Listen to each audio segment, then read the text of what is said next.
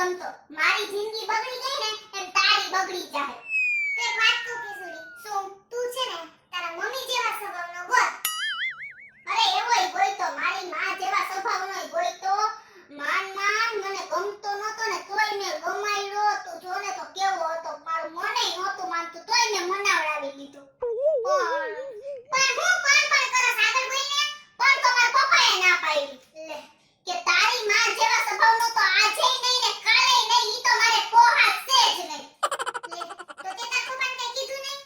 અરે કીધું ને, પણ મારા પપ્પાએ તો હે ને ચોખ્ખી મને ના જ પાડી દીધી કે તારે ભાગવું હોય ને તો ભાગી જા, પણ મારી નજરની સામે ઈ છોકરા આરે તો તારા લગન નહીં થાય નહીં જ થાય. હે હા તો કિશોરી તું એક કામ કર, તારા મમ્મી અને તારા પપ્પા બેયના સ્વભાવ જેવો મૂર્તિ તું ગોતી લે. હવે એવું કરવા જાવ ને તો બુલેટ જઈને ફટફટી વધે. હું વાત કરસ કિશોરી, તું મૂંઝામાં. આપણી સ્ત્રી જાતને તો જન્મ થાય ને ત્યારે જ ઉપરથી લખાયેલું હોય છે ઘર અને વર. એ ભગવાનની લખતા હશે કે હું ક્યાંક રખડવા વઈ ગઈ એટલે જ મારા લગન નથી થાતા. તું ગાડી થામાં તું ગોતવા માંડ, મળી જાય તને. એ ઈ બે જેવા સ્વભાવનો ગોતીશ ને તો વરી માર દાદી ના પાડશે.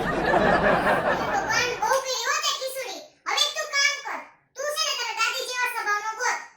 એના જેવો સ્વભાવનો ગોતીશ ને માર દાદા ના પાડશે.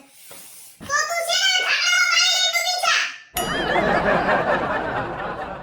તો જય માતાજી, હું છું કૃષ્ણા મિસ ઉર્ફે કિશોરી અને અમારો આ